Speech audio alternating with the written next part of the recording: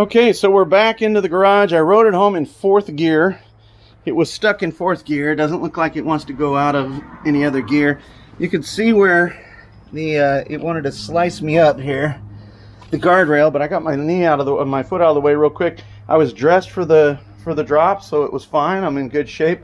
The bike though, look at this. It sheared off the peg on the right side. Sheared off the passenger peg. Really didn't scratch the bike up much. I mean, it's a little dirty, but look at what a tank this Triumph is.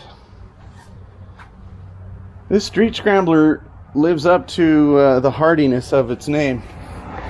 And it may not be dirt worthy in terms of, you know, the suspension height and all that kind of stuff, but it sure takes a beating. And so do I as an old guy, apparently.